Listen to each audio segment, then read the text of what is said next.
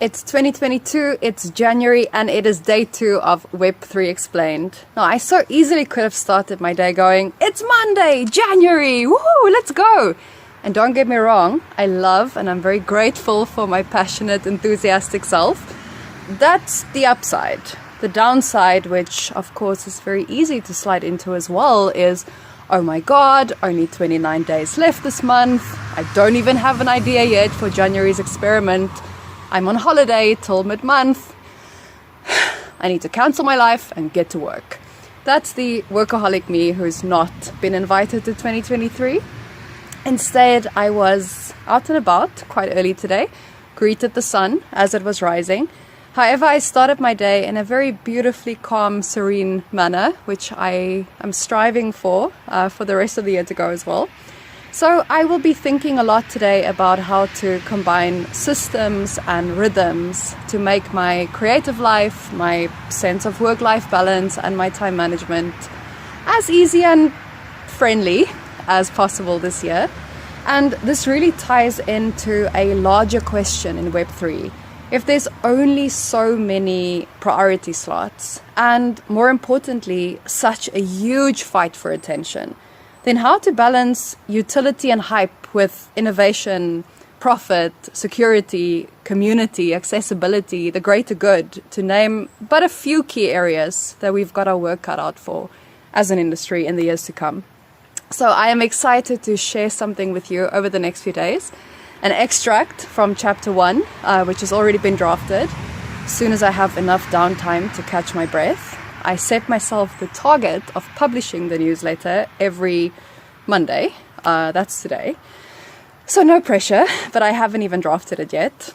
It'll happen when it happens, at least this week. Being on holiday is hard work, which is why I've become a slow mad, because X places and X days can be taxing rather than relaxing. Which is also why I've decided no Davos for me this year. I've got to rest and a working staycation to get to.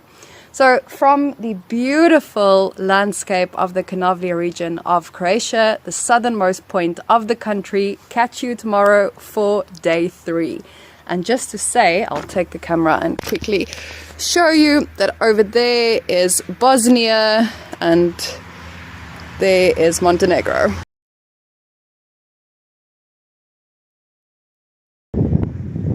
Web3 Explained, day 3. A very excited Nadja here. In keeping with all the threes, I woke up at exactly 4:33 this morning, wide awake, because January's experiment came to me in a dream. Loving the mystical, subconscious vibes.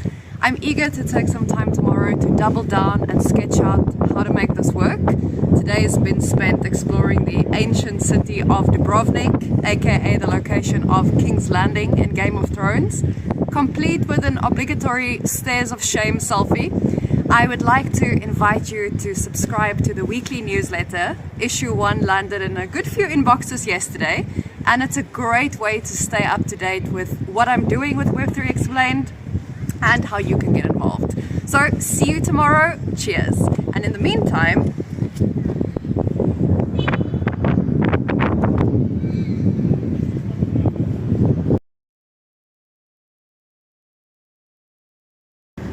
hey Web3 world, Nadja here, AdLunam co-founder and future author of Web3 Explained, documenting 12 new Web3 use cases in 12 months.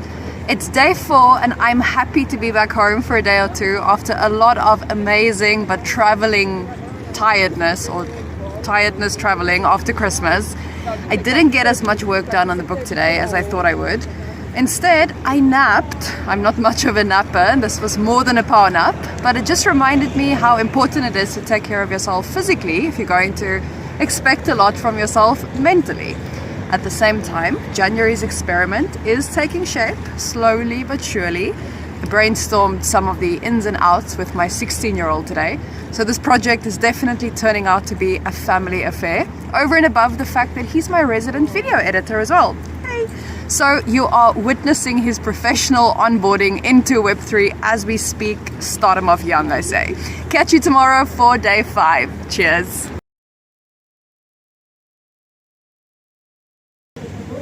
This is Nadja, author of Web3 Explained, which is why you are watching this video, and co-founder of AdLunam, the Web3 Engage to Earn investing platform. As I move through the first few days of this year at rapid speed, as becomes the energy of a new year, I've really been mindful of how myself as an individual and society as a whole very often moves against the natural rhythm of things. Collectively, January means action, fire on all cylinders energy that's not necessarily in harmony with the environment around us. If you're in the northern hemisphere, it's pretty wintry right now. Or with our internal shifts from evaluating the year that was directly into the New Year's achievement mode. I've been witnessing that if I don't push myself into hyperdrive, my natural orientation right now is to embody and integrate the inspiration and vision I have for the year ahead. Allowing my body time to rest and recover from the past year's many wins and many challenges, I'm continuing to water mental seeds. And this approach is so very different from the goal-oriented, win-at-all-costs model society has subscribed to for so long, with damaging consequences to self and others. So, as we leave behind the old year and embrace 2023, I wish you a self-compassionate transition into the new year. It's easy to feel that there's not enough time and everything needed to get done yesterday, but the truth is, that's not the truth. See you tomorrow for day 6 of Web3 Explained.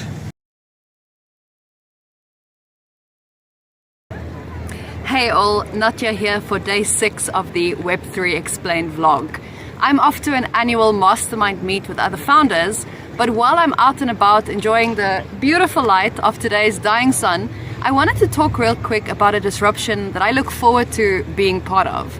Obviously, since I'm writing a book, I'm thinking a lot about publishing options. And if you've ever been involved with formal book publishing to any extent, you'll know it's a broken, even toxic model.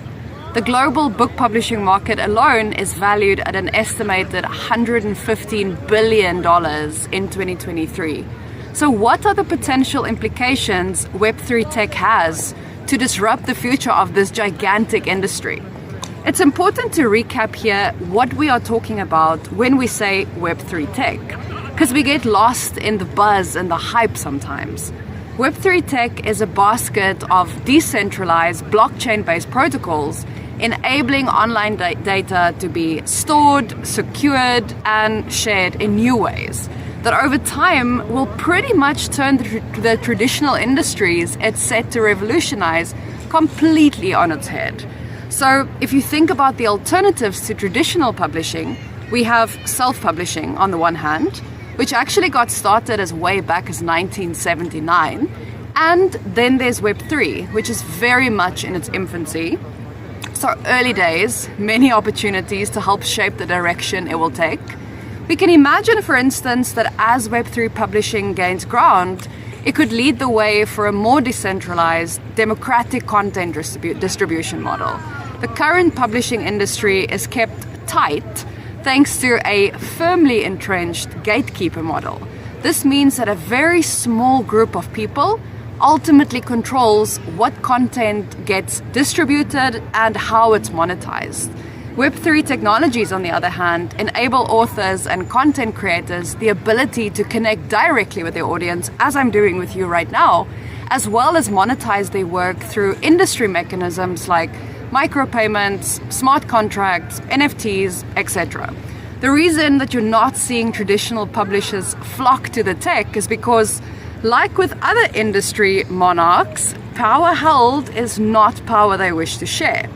And if you are a proponent of freedom of speech and the perils of information censorship, which sadly is still very prevalent the world over, even in democracies to a more veiled extent, then Web3 publishing promises to be at least some sort of saving grace. Because information is stored on decentralized networks rather than singular servers or platforms, the technology can provide secure, immutable ways of storing and sharing information. So a Web3 world makes it a lot more difficult to alter or censor content. Now, whether we are looking at it from the perspective of empowering authors and content creators to reach their intended audiences without these old guard guardians of knowledge getting in the way, or safeguarding freedom of expression and access to information, it is exciting times up ahead for this little corner of the Web3 universe. I'm tagging a few people working on Web3 publishing projects in today's LinkedIn post, so let me know if I've missed anyone. See you tomorrow for day 7 of Web3 Explained. Cheers.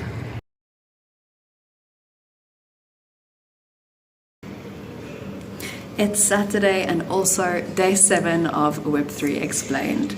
I'm standing in the vestibule where 1,700 years ago, Roman Emperor Diocletian stood at midday, sunlight streaming down to illuminate him in front of the crowd he'd address as the embodiment of the Roman god Jupiter, aka Zeus to the Greeks.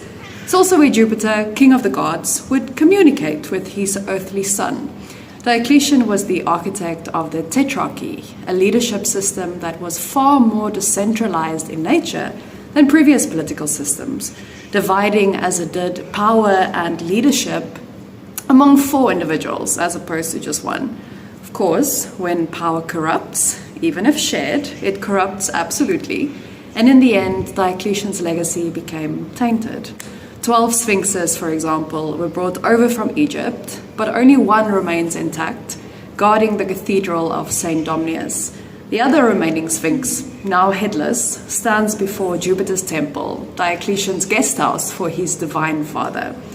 We are but a week into 2023, and already there are sparks threatening to start a new wildfire in the Web3 industry, as bad practices from the past few years continue to be revealed. So this is our friendly neighborhood weekend reminder that just because we don't have designated industry watchdogs, it doesn't mean we're off the hook. In a decentralized industry devoid of the powers that tightly control it all, as in other industries, the reason that many of us were called to Web3 in the first place is not an invitation for a free-for-all. We can't control what poor decisions the big players have made so far, but as industry players ourselves, we can live by the adage that watchers need very much to watch the watchers. Otherwise, Web3 might very well end up as corrupt an industry as the ones we've been working to disrupt. See you tomorrow for day 8.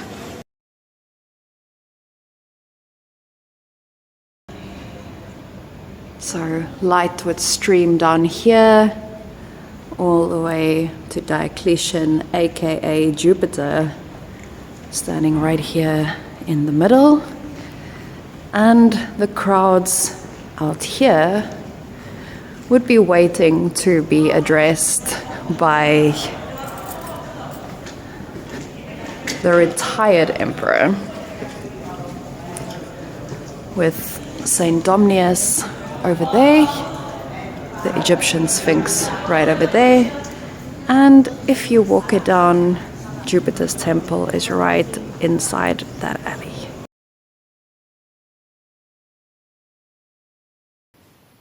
Nadja here. Welcome to day 8 of Web3 Explained. It's Sunday and time to reflect on and appreciate the past week.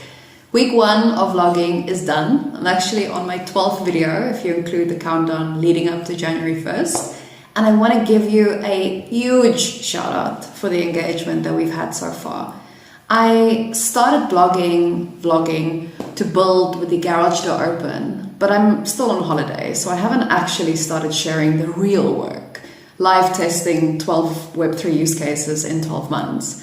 However, over the past 12 days, I've connected to so many new to me faces in the Web3 space, learning about what you're all building, what your visions are for this industry, and really just reaffirming my lived experience over the past 6 years of working in Web3, that there are some seriously solid people in this space.